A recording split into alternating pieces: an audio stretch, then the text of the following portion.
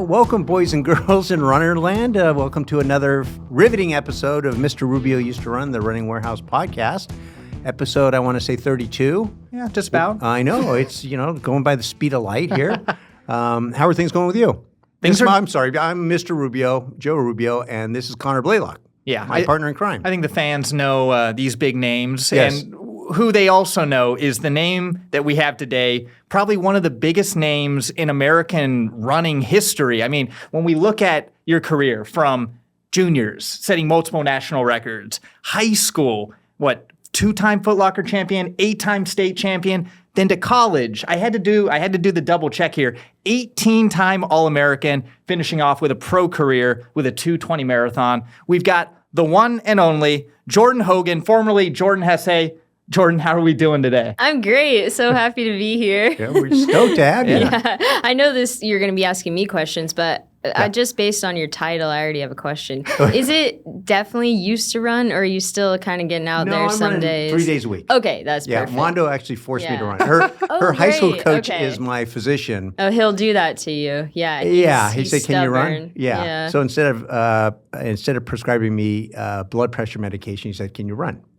Let's try that. Let's try nature's choice to lowering blood pressure. So okay, I'm happy to hear that. Yeah. So running 3 days a week. Good. Yeah, exactly. So the one question I want to know is, okay, so I have all your stuff from the time you were 12, from Jim Brody.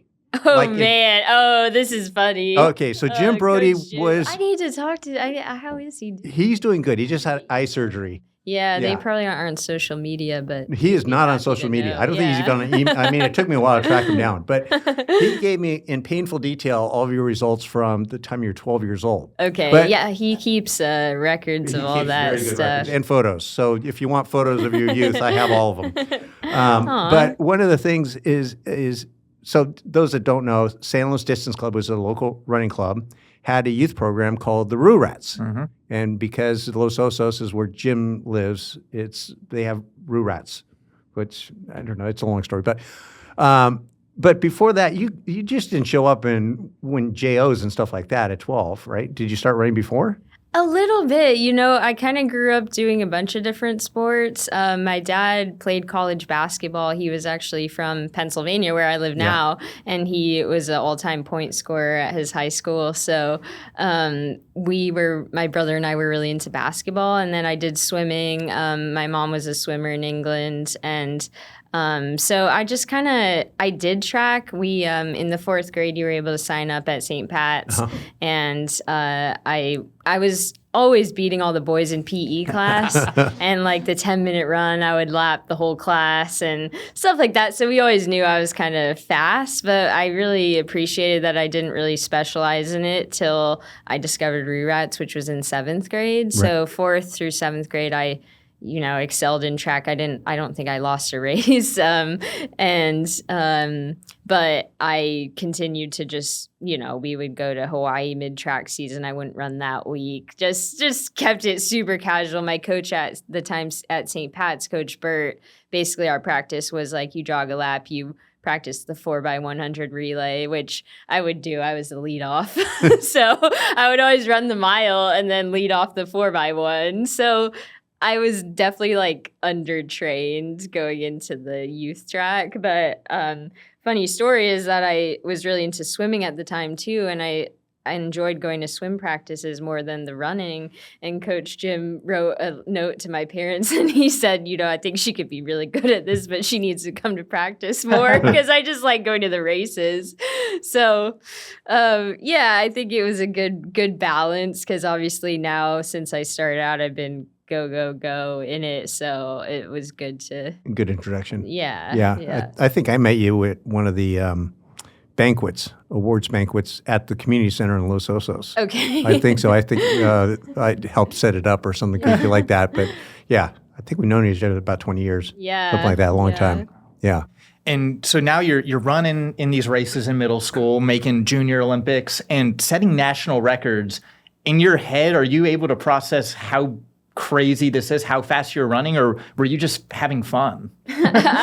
Well, yeah, mostly just having fun, and I'm just super competitive. I'd like to just go, and I would go from, Mondo and Coach Jim will tell you this, I just go once again. You remember that, I'm sure.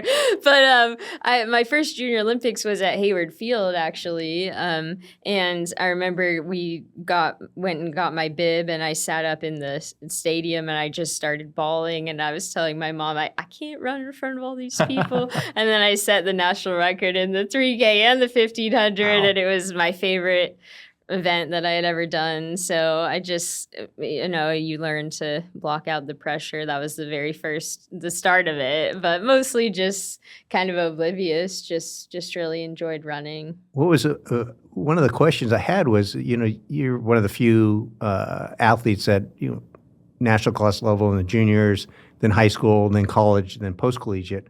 But I'm looking at some of these results at Jim Brody. Of course, it's everyone.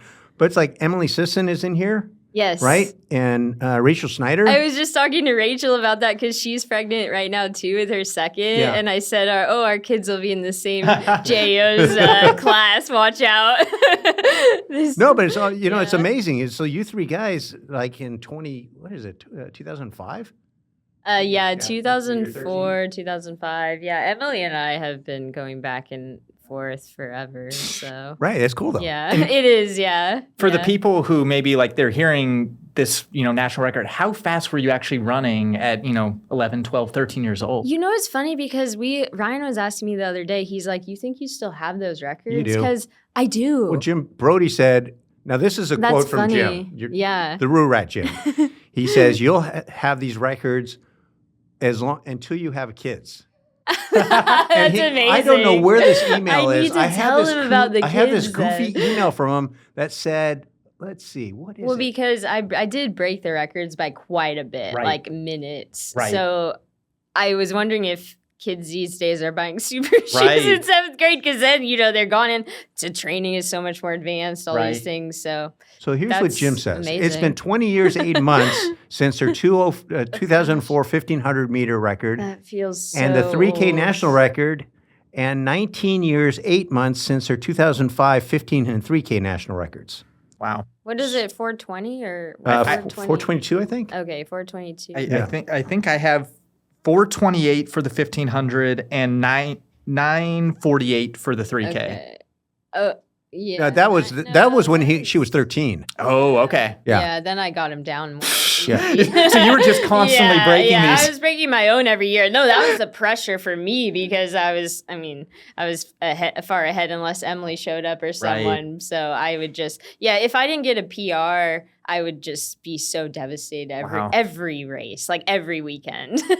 And being a professional athlete now, you're like, gosh, I miss those days. Like I would cry if I lost by a minute and a half instead of 2 minutes. Like it puts it in perspective. Oh, yeah. So nowadays we run and you're not sore the next day. I call that a win. Oh, same. Yeah, same.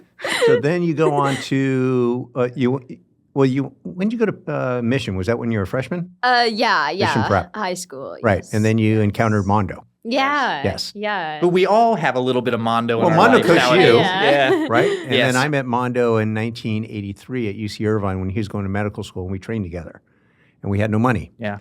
And we went to Shakey's Pizza with, anyway, it's a long story. We're just talking about that. So what was that like going into Mission? Did you know who Mondo was? What was that like first day of practice meeting Mondo? No, so it's funny. I had no idea that Mondo was even part of the program. Because Leslie was there, right? Yeah, Leslie was Monaco. there. And we met with the I really wanted to go to Catholic school, but obviously we were looking at slow high. Steve Boaz was there at the time. Yeah. I lived in AG, but you can kind of, mix and match anywhere. So that was kind of like if I wanted to go the running route with the experienced coach that he was, we were thinking of that. But we met with Tom Mott, who was the AD at the time, and he's like, well, don't worry. If you come here, we will have a program. And it was like, okay.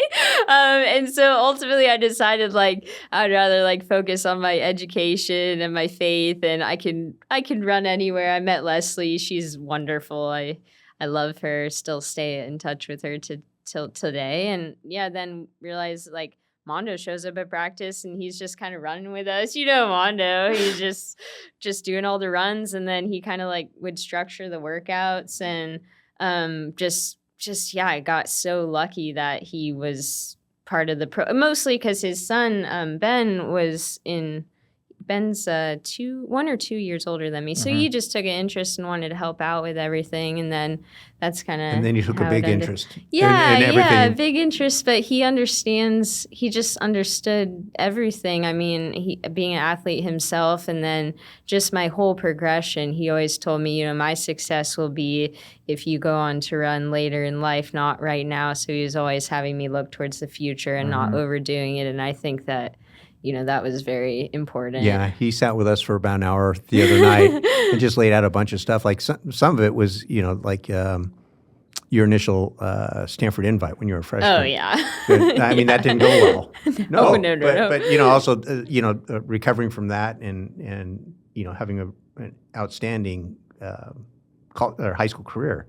I mean, and not many people that win Foot Locker, the national championship as a freshman, and then come back and do it again as a senior. Yeah, no, I don't think anyone has lost. People have won back-to-back, but not in non-consecutive years. So I really attribute that to Mondo. He was saying, I forgot who was talking to, but you came off the hill and you're in third place, and everyone was saying you were going to get creamed, and he goes, no, it's not going to happen. Well, how they have that huge downhill at Balboa, and I kind of am not great at downhill, but I was in third and no one passed me when I was in third, and then I see this lady like jumping up and down, and she's like, you can get her. I'm like, well, I might as well try, because I could see that and it was actually Ashley Brazovan and Kathy Kroger. They were both former champs. So I won, and then Kathy won, and then Ashley won, and so then we had three. It was like this whole three defending champions. We had to do like the little pose, and we're just like, oh, this is awkward. But yeah, so then it was only 150 meters sprint, and just went for it. But that was just different. He was just mentioning how much you're just ingrained in going out, like a lot of youth runners. They're better everyone. They just go out like a bat out of hell, and they lose everyone, right? But then when you get to a certain level, everyone's got you got a target on your back and go out. We're gonna reel her in. Yeah. He taught me so much about pacing and all that. I don't know if he probably talked about the 3,200 win as a junior, our game plan and race plan, and that was that the 952. But that was Lorraine Chedelet, and she had been running really well. Right, at the and she time. ran at Davis. Yeah, she did. Yeah. But the coach there. That was the first race that I didn't lead, though, really. And because you were always kind of just going out with the gun. Yeah, right? But we knew that we were so kind of close in talent that in order for me to have a chance to beat her, I needed to sit. At least he made me promise to sit at least a mile. But of course, the first 200, I end up in the lead, and I hear him yelling at me. But I took the confidence to do. He told me, you can run that last mile really fast, and I think we ran 5:04 and then a 4:40 something, and that would have won the open 1600 in the meet. So that just proved to me if you can sit and kick, you can really. And she was with me till the very end, though. Right. So he was bringing up the point that she was running at Davis High, which had a really good boys and girls team. So their coach at the time was fantastic. Yeah, and Mondo was friends with the coach, which was fun because I think they would kind of communicate on. He would try to get the race strategy out of the coach. It was a good little rivalry. It was good stuff though. And Mondo had also brought up that sub 10. He said Jordan was so focused on the sub 10, and he said, "Don't worry about it. You're gonna break it. You are totally fit." Another lesson, if you just compete, then the times definitely come. And then he had the story about how he was able to work his magic and get you not just in the Olympic trials, but able to do the youth. That was crazy. So let's take a step back, though, because Jordan made the Olympic trials as a junior in high school. What is that like? Yeah, it was such an honor. I mean, I used to keep this little journal where I would write about all my races, and I was showing my husband now, and it was I shook Sarah Hall's hand, and I don't think Mondo and we would do a lap warm up, but mostly I just wanted to watch everyone else warm up, and then I would just sit I was just in awe. It was really fun. But yeah, I was already scheduled to go to the World Youth Championships. In Poland, right? In Poland. But they said I could go ahead and run the first round. But Mondo kind of like, I think he had a feeling I might make the next one, but they required all of the youth to kind of travel together. So after I made the semifinal, then we had to like talk with USA Track and Field, and finally at 1 a.m. we figured out I could stay for the next round. Then I made the final, so it was really amazing. Yeah, it was. Mondo told us a lot of the backroom discussions there. Yeah, it was a lot of chaos. Yeah, and it was also adamant that you were going with the team before the semifinals. Then somebody else at USA Track and Field, who was pretty prominent, said, "Does she want to run?" And I think he said he asked does she want to run? She makes the semis, and yes. So I mean, of course. So my mom just had to fly out with me, but we were planning on that anyway, so it wasn't a big deal. No, but the thing is if you don't really want to run the semifinals, then we're not going to jump through all these hoops to get you to run. But it all worked out great. Yeah. And then you got 4th at the Worlds? Yeah, 4th at the Worlds. I remember, I got there a little bit late, obviously, because my travels, and I barely made the final. I mean, not barely made it, but I was just exhausted. Yeah. But yeah, it was just a fun summer. It was pretty fun, and everyone yelling in the stadium, come to Oregon. Yeah, it and was the announcers special. going, it's over. Still like the loudest that I've ever heard a crowd. I mean, Hayward's been pretty loud, but just gives me goosebumps thinking about it still. I see you guys, the Aggies, at 300 to go, and that was when I really started to like make my kids made move. that you couldn't have signs, but they took the towels and said, I don't know, go Jordan or something. Yeah. So my kids made that I up. know, it was so special. So that really kind of spurred me on, because I think I was in maybe 7. It was top 6, and I was 7th or 8th, and then last 300 moved up to 5th. So and made it. Yeah. And I feel like people probably were starting to know you from your Foot Locker wins, but the Olympic trials was probably that first big, like, your face is on the national stage. Were you doing interviews? Were you getting like reporters coming up to you? Yeah, I mean, it was the days of Diestat and Flow Track and all that. So I think that kind of helped with like popularity, and just, I mean, people kind of already knew me on the high school level. So that was when I was kind of known at the more of the professional level, I suppose. But I didn't like necessarily care about that at the time or know about that. So I was pretty oblivious, which again is probably good. Right. And then you're having so much success throughout high school, and your training is getting better, but Mondo said the one thing was you were always hammering, and sometimes maybe even sneaking in some morning runs. So he had to actually go back and adjust his training schedule, because he's like, she's running too much. Yeah, it's funny. So my husband and we ran the course. Which is a 6-mile loop, right? We ran it yesterday. I'm completely shattered today, like sore. And we ran at 8:20 pace. And I used to run this thing every morning at I'm saying probably 6:15 pace. Wow. And I was just like kind of an aerobic tempo machine sort of thing. And the hills are very steep. So yeah, Mondo is I would run it because I wouldn't go on I like to swim. I still swam a lot in high school actually, which was helpful. I didn't do a ton of mileage. I would meet Mondo twice a week, and the other days I would run by myself in the morning, run the course. But semi-hard, Yeah. Right. Mondo came and ran it and almost passed out. So he knew, because he's like, I got to see what this is like, And we get up the steep hills, and it's just, there's just some good hills. My mom made up that route when they moved there, and it's just, it's tough. Do you still have the Strava record on it? I don't know. No. Strava wasn't a thing then. Yeah, Strava wasn't a thing then. I don't even know if I do have the Strava record. You got to have it. Yeah. Maybe. Yeah. I never really used Garmin till the past, I don't know, whatever. Even the first couple of years of my professional career. I mean, if I would go to run a marathon now, I'd probably wear a Timex, because I don't love all the GPS and everything. Yeah, the Timex, I mean, that's what I have. The time, it's just, it gets splits, it does what it needs to do, and that's all I need. Yeah, no, I could tell you where all the splits on the course are, though. It's funny, yesterday, I'm crossing the road, it's muscle memory, right? And Ryan's like, you need to tell me where we're turning. I'm like, oh, sorry, just no. But yeah, so it was just fun, though. That's kind of how I started started to train more because my mom would run every day.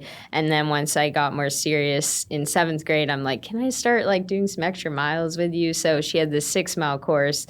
And at first I was allowed to run like 4 miles on the weekend. And then I got a little faster than her. So we would start together. And then, soon enough, I was running it a couple times a week in the mornings. So. Okay, so now you're the high school prodigy. Everyone is looking at you, keeping track of your times. I imagine every coach in America is reaching out to you. What is this college process like?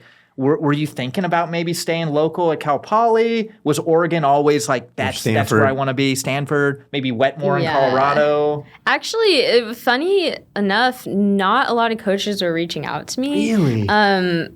I mean, I think everyone assumed that I was going to go to Stanford just because I was valedictorian at Mission as well. I was like very involved in academics and that was important to me. And they just thought I would want to stay local, like no East. Actually, it was funny because Harvard was pretty adamant and he was great. I was like, appreciate that you are trying to recruit me. But then I decided, only West Coast. But I did take all my visits. I visited Washington, Oregon, both Arizonas. Coach Lee was at Arizona, U of A, which was cool because I'm a big fan of. I got to go to lunch with Bernard Lagat, so I mean that was part of the deal. It was nice. In Stanford, but yeah, I ultimately just kind of like fell in love with Oregon and the women there and the team and the program.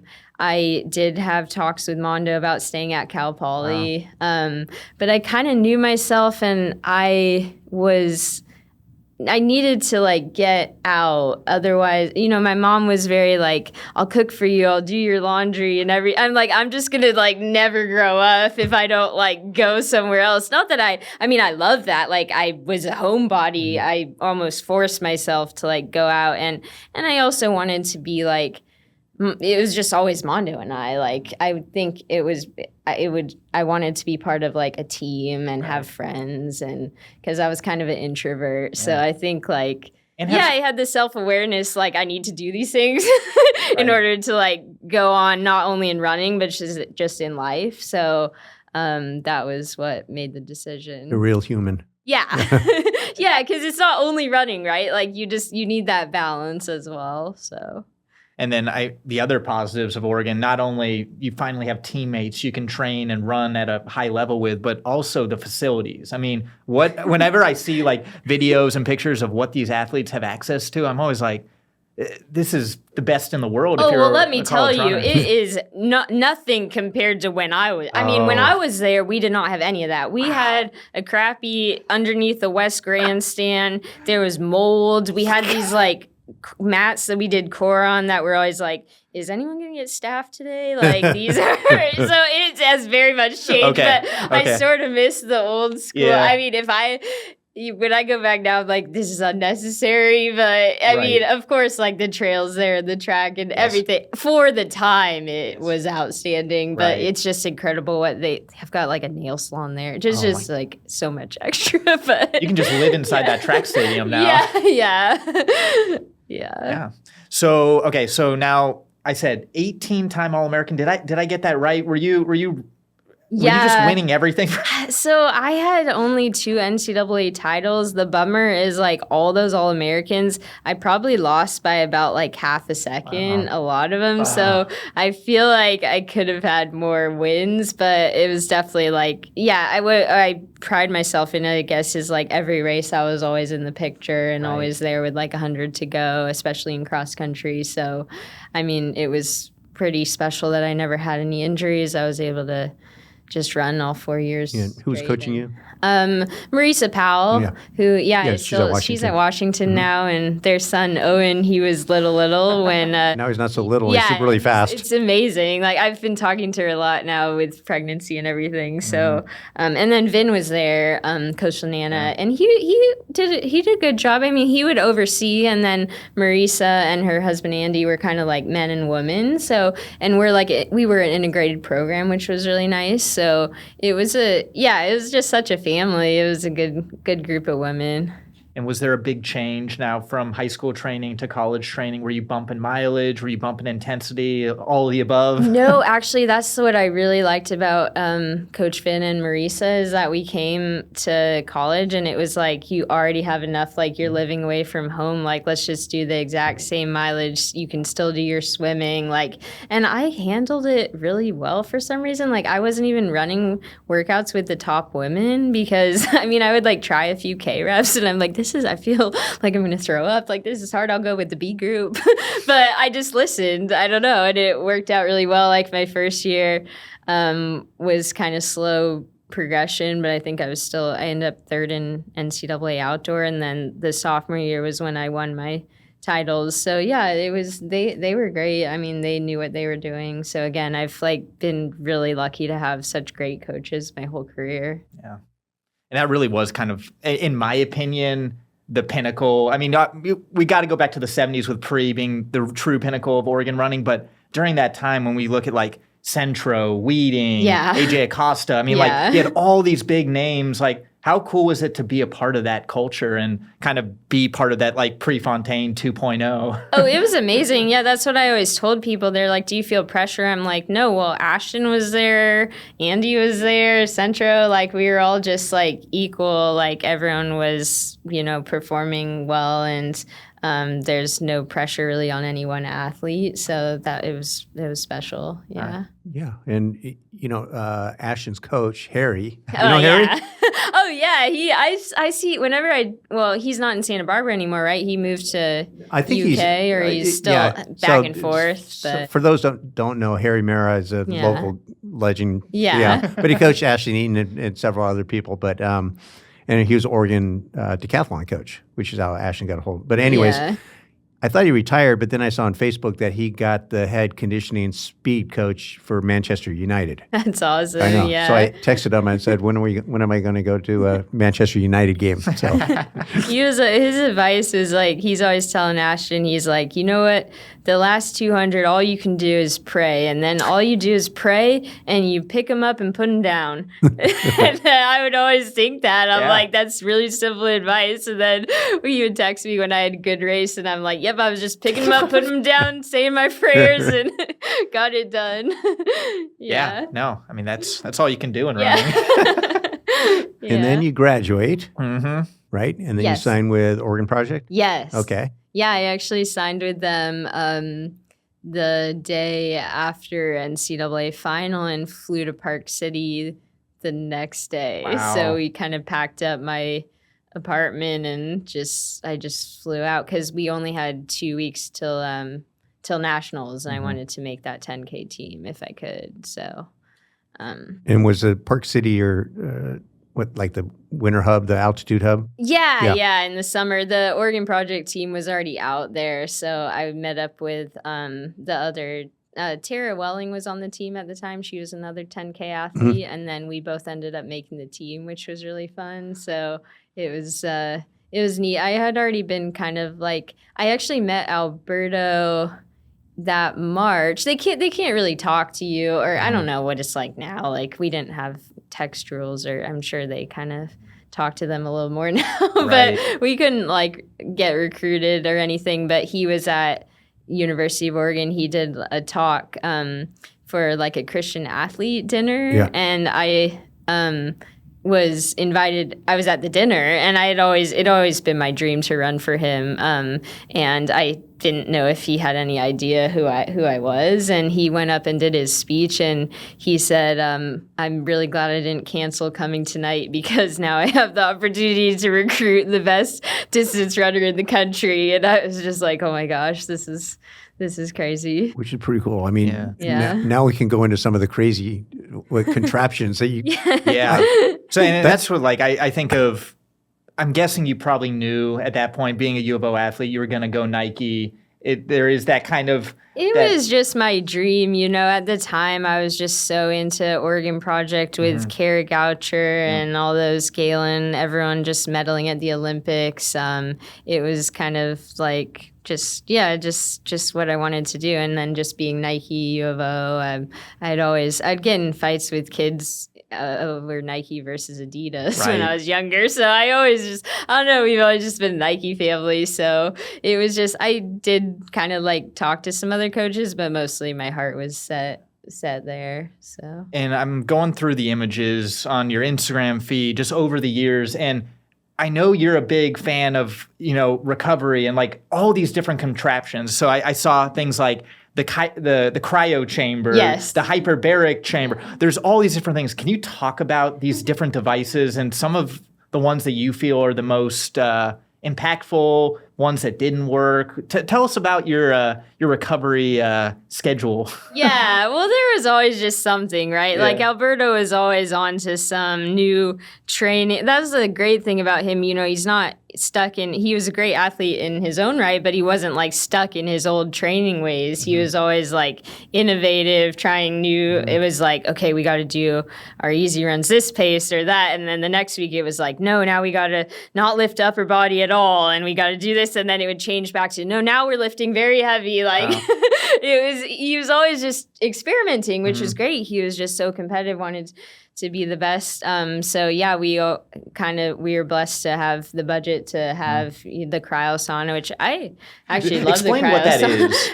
It's just like a 2-minute ice tub. You stand in it, and it's very unpleasant. You're freezing, but it would help with recovery. I mean, 2 weeks before a major marathon, it's kind of the same concept of ice tub. Nowadays they're saying like it may be better to wait till you're like peaking because you want to let your muscles like naturally recover. So we would sometimes do it in season, but like the last 2 weeks before a marathon, we would order a bunch of nitrogen, which goes in the tank, and then we would be getting in every day because at that point you're just trying to like get your legs to feel good. So what else did we have? We had a laser bed, which that was kind of hit or miss, honestly. Like Alberto claims it healed his dog's leg, but we were all like, we were always using like all these technologies, right? So we're like, if one person could be the guinea pig and just use the laser, you think they would improve as much as the person that just but all of us were just like always using all of them. So we're like, well, we're not really sure what. Hard to track what was actually working. Yeah, what was actually working, or was it just the training? So, but yeah. I've done some laser therapy over the years. It's relaxing. Yeah. And then I saw another picture on you on the Elliptigo. Is that have you used the Elliptigo a little bit? Yeah, they're great. No, they've Jeff Karen is super awesome, and I've used that throughout some of my injuries. And then we had, of course, the Alter G's. I've still use the light speed lift a bit. I was in contract with them. The water treadmills, did you ever mess around? Oh yeah, we did do those. I liked the underwater. I didn't like it as much. I would always prefer land mileage than that. But underwater we had Then there's the training in the 23 jerseys. Yeah. Oh, we did have the altitude. Like I had in my Oregon townhome, I did have like my treadmill at altitude, and I would do all my double runs on there at 12,000 feet. Wow. And I would keep it, because I'm like from here, so I'd always get cold, so I'd keep it at like 85 in there, just crank the heat. So I mean, that was a huge part of it. Alberto would come in there and sit in there during like long runs, and we would watch movies and stuff. Like we watched Titanic one time, but he would have to go in and out because he would start to get a little dizzy from the altitude. So yeah. So how much of a factor was altitude in your training? Because I talk with a lot of pros now, and it seems like Flagstaff, Park City, they're really spending a lot of their time in the year. Were you spending a lot of time at altitude? Were you spending much in the altitude tent? How much of your training was at altitude? Yeah, that's a good question. So I've actually had my most successful marathon training just being in mix of Oregon, California, and the altitude treadmill and tent. Okay. I think we would train so hard that being at actual altitude is more for track running. Marathon, when I would get later years, I think it's hard to do that much mileage, and you just get so run. I would have to constantly eat up your metabolism ramps up. So I had more success. Galen is very much a homebody, so he would never want to leave Oregon, which was fine with me.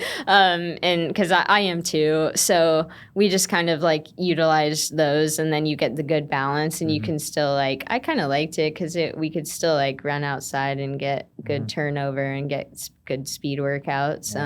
I feel like training altitude is super hard. Right. Yeah. And you bring up Galen. Obviously, Galen, for my era, for our era, he was the runner. You know, he really set the bar of what Americans could do on the track in the marathon. What was it like training with him? I know you bring up altitude treadmill. I believe Galen had like an altitude house. Was that right? Or yeah, he altitude did. room? Yeah. No, they tried to plumb my house too, but there was something with like the heat wouldn't work and the altitude. So my mom was like, no, you guys got to stop. We're just like, okay, yeah, whatever. But yeah, if you get it right, you can like get it piped in so that you just have it in your kitchen all the time and stuff. So it's crazy. Yeah, it's pretty cool. But no, he was a huge inspiration to me, and especially when he transitioned to marathon probably like 1-2 years before me, and then when I moved to the marathon, Alberto would put me we would always be kind of doing some similar workouts, or like he'd have miles, I could do 400s, and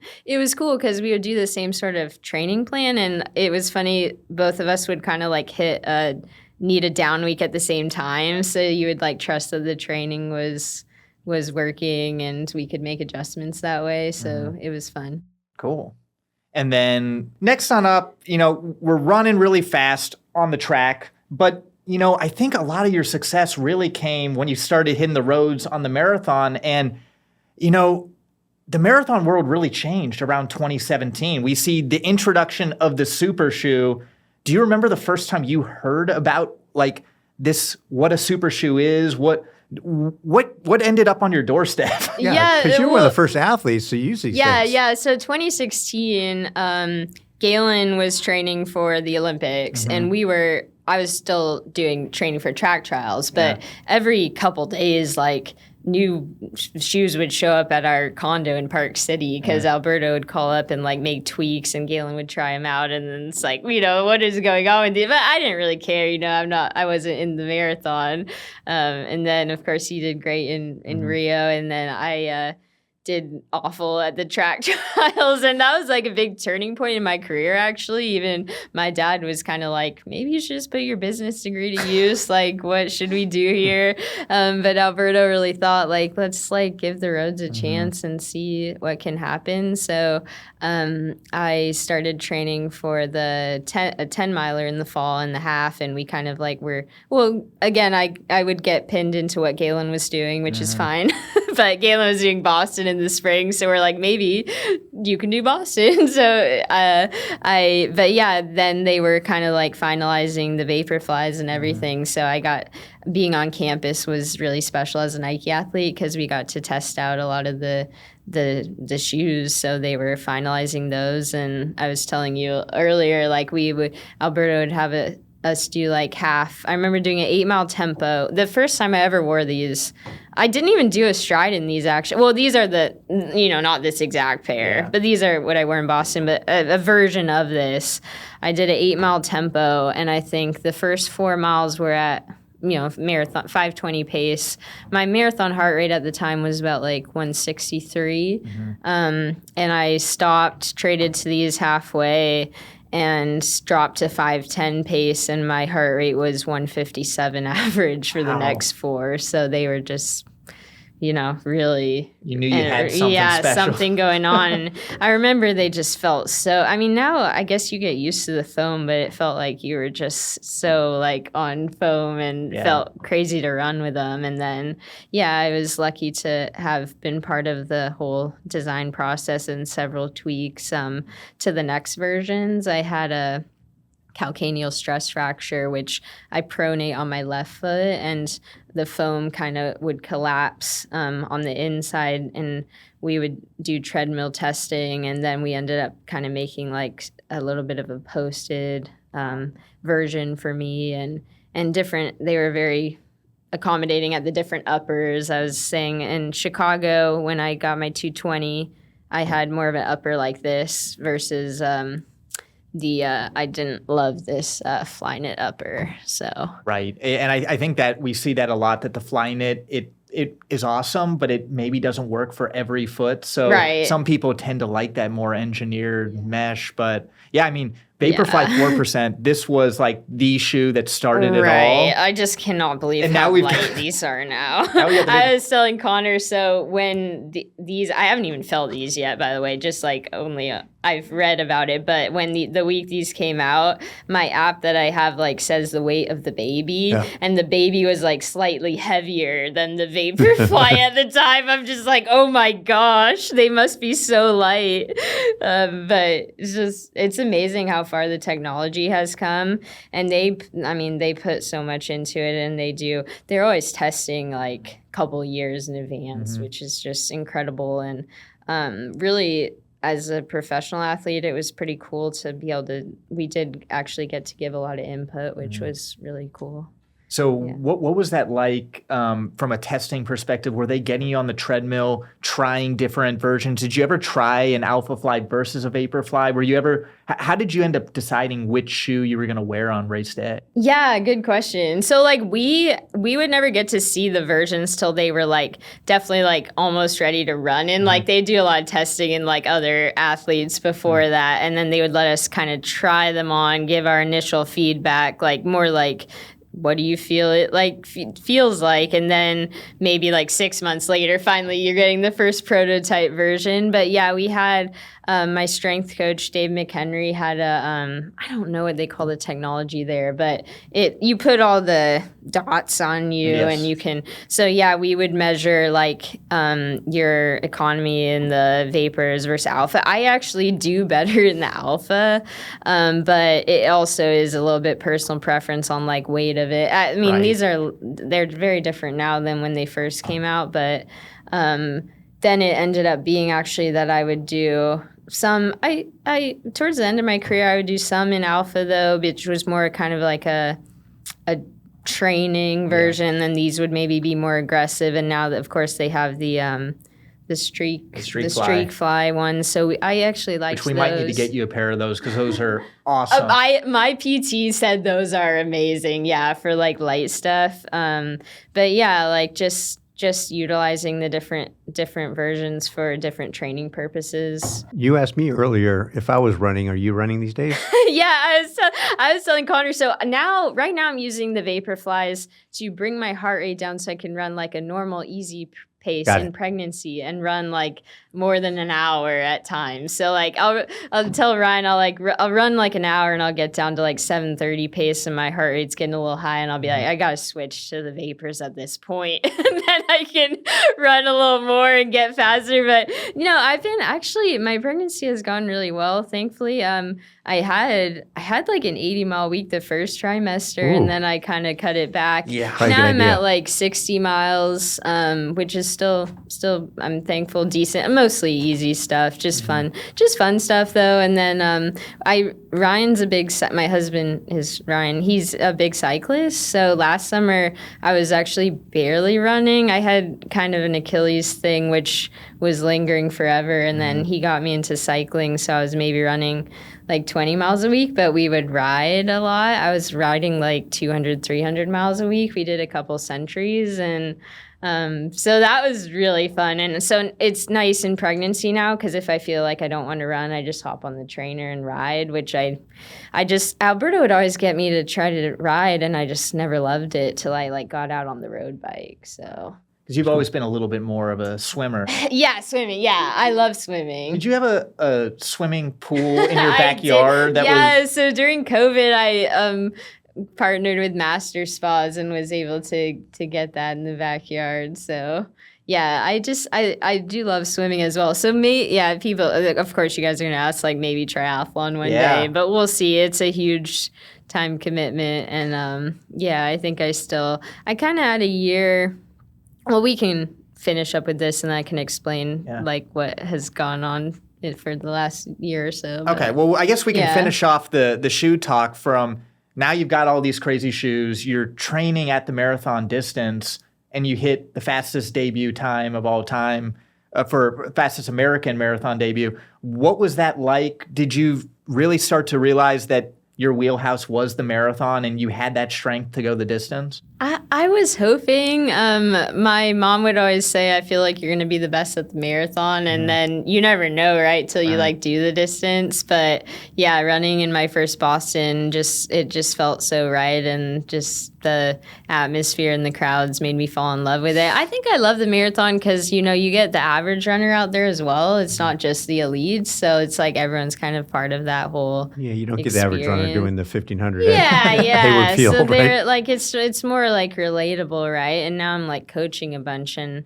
I can coach a 6-hour marathoner, and it's like similar programming. So it's all like it's a little bit more understandable than a world record 1,500 and the tactics and all that. So now you've transferred into the coaching world? Yes. Okay. Yeah. So I got married. So we were, Ryan and I was still I ended up towards the end of my, after COVID and then, Oregon Project, all that, shutting down, I was Coach Pete Julian was helping me out for a while, and that was really fun.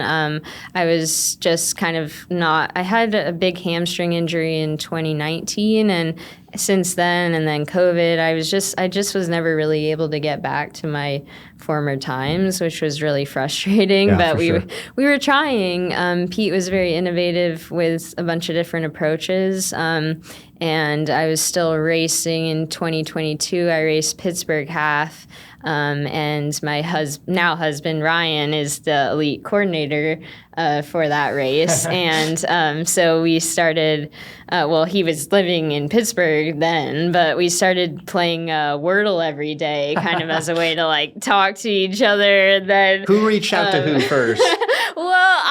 So what's crazy, with life and everything. So my mom passed away in 2016, and I was due to run the 10-miler in Pittsburgh, and I flew out to Pittsburgh, and that's when I first met Ryan, actually, that night. And I kind of had my eyes on him, and so ever since then, I would always kind of check in, thanks for sending those flowers for my mom. And then we had okay, how are you? How are you doing? He's always still recruiting me for the half, but there's nothing we live so far apart. But then after that half, then for some reason it just worked out timing wise that we both were talking more. And yeah, I think he had maybe he was more sending the Wordle that time because I don't know, maybe I'd given up, or I was just sort of in a vibe where I was not looking at the time. I just said, yeah, whatever. Right. But we were just doing distance for 6 months, and then he came out to California, and then I went out there, and then we never didn't see each other after that, and got engaged that winter, and then decided that we want to raise a family back where he's from in PA. It's so expensive out here, as much as I would love. We want to retire here. That's our life goal. But it's just, he's got a brother that's got 3 kids. So the baby's going to have cousins, and it'll just be really, I really like it out there. My dad is actually from there. So he'll probably end up back there. How's your dad doing? He's great. Yeah. He made me I ran yesterday morning, and then in the afternoon, we're going to go for a walk. And I'm thinking it's just a casual walk out to the pier. Yeah. We go for this 90-minute walk in the 80 degrees, and we get halfway, and Ryan's like, how you doing? I'm like, I think I need to go back. And then my dad's like, no, you can't. If you're running right now, you can do this walk. And I'm like, I'm pregnant. But he's just he's great. He's doing it. He'd wake up at 4 a.m., do his core exercises, and he's still working. I don't think he'll ever retire. And your brother? Jed's doing great. Yeah, they're due. And we had a little baby shower yesterday. His wife is due May 20th. Oh, cool. So it's a big year for Grandpa Joe. Yeah, he wants both kids to be named Joey. He's like, could be a girl or a boy, because we're not finding out. But Jed already, they're having a boy. So, big stuff going on family-wise. And what's your due date? August 6th. Cool. Yeah, my mom's old birthday, which is that's fantastic. Crazy. Yeah. Congratulations. Thank you. Very exciting. Yeah. And so next stage in life on the work end? Do you foresee the coaching thing? Yeah. So kind of back to the running. I took some time off early 2020 before the last like Olympics, so 2023, and then we decided to like give one more chance after I was in PA to like try for trials, and I actually like got pretty far fitness wise, but then I got to some point where I just started to feel the fatigue again. So that fall we just kind of like shut it down because it just at some point it's like not fun anymore. So I had coached a few people just like on the side, and Ryan really encouraged me. He's like, why don't you like just, well, first off, he's like, take your time, figure out. And I called it, my Nike contract was up, but it was kind of nice because it was like mutual timing. It was like, I do not want another contract either. Like, I need a break. And that doesn't mean I'm not going to maybe go back, but I need a break. So I decided to kind of like put this form on my website about coaching, and it's really still like been kind of informal up to this point, but I put this form up and I got like a lot of interest, and I've had between 30 and 40 clients now for the past year. And it's just been exciting. a joy. Yeah, I absolutely love it. Like even more than my own career, I just like love helping my athletes. And, you know, it ranges from anywhere, just like someone on a walk run program to a couple people trying to break sub 3. So, and I never really like knew if I'd be a good coach, but I feel like it's been kind of intuitive and fun and just something that I really enjoy. And, you know, even if I get back to competitive running, I'm still going to do it. Yeah, which is awesome. Yeah. That's one of the hallmarks of some of the best athletes is they're very coachable, which means their job is to run, and you have a coach whose job is to think. Yes. And then it's fun to take over the other role where, you know, you're in charge of thinking Yeah. and planning things out. And it's really cool when you have people that trust what you're doing and you get the results. Yeah, and it's made me learn a lot about myself as an athlete, because there's things I'll tell my athletes and I just think to myself, why is that so hard for me to do myself? Because it's obvious. So I think that if I do go back to it, I'll have applied a lot of those lessons, which is cool too. It's called growing up. Yeah, exactly. Yeah. That's exciting stuff. It kind of all goes full circle from those early of Mondo saying, you know, Jordan, she just loves to hammer. She loves to go hard. And sometimes you have to take a step back and say, you know, more is not always better. And exactly. I mean, with your career now, I think you still have some fast times to come. So, well, I had my physical with Mondo. I don't know if you've been in his office, but came out of the examining room, and there's your picture, and it says, "I do have a kick," or something to that effect. Yeah. Because I guess when you first signed up with him, you didn't sign up for it, but when you first started running with him, your self-perception was you didn't have a kick. Right. And then it developed. No, his whole thing was always strength is speed. And I actually just had a client PR by 20 seconds in the mile off a marathon build. And I had told him, your strength is your speed. And it's comes back full circle, huh? Yeah. That's awesome. Well, thank you very, very much. It's been a pleasure. Yeah, thanks for having me. And just speaking about the coaching, we're going to have some exciting news coming early the first week of May. So just kind of looking at expanding things. And let us know, because we'll promote it on our end too. Yeah, thanks. Yeah, people are trying to keep up to date. How can they find you? Yeah, my Instagram, it's still Jordan Hasay. There wasn't a Hogan available. And then my website, I guess I can spoil it. The coaching is going to have its own website now, and we'll have a name and kind of more of just kind of making it more official. So it's awesome. Congratulations. Thank you. That's cool. Thanks. I mean, the last 20 years that we've known each other has been, I don't know, when I go through and look at like your Wikipedia and all this stuff, it's amazing. It's just Jordan, right? Yeah, you've always just been such a special person, and then you're so big in the running world. Well, we both are in our own ways. It's just so special though, that we're both kind of from the same town and just kind of grew up knowing one another. Your wife texted me; she said she's gonna spoil our baby like my mom did for Gracie and Janie, and I'm like, well, it's unnecessary, but no, but for those in Listerland, there was a time when my kids would go to the Questa track or something like that, and you bring birthday presents, which was really sweet. I mean, those kind of things. I don't know. You kind of forget about them, and then they come back, and it's really cool. So, I'm happy for you. Thank you. Yeah. Cool. And for the people at home, what do they need to do, Joe? They need to comment, subscribe. What else do you got to do?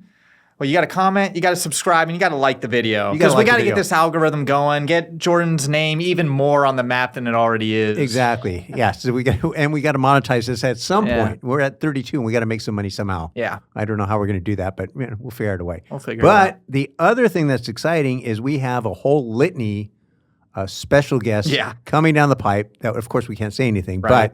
but some pretty exciting stuff. Yeah. Yeah. More to come. There you have it. Jordan. I'm Thank you excited. very much. Thank you. Peace out.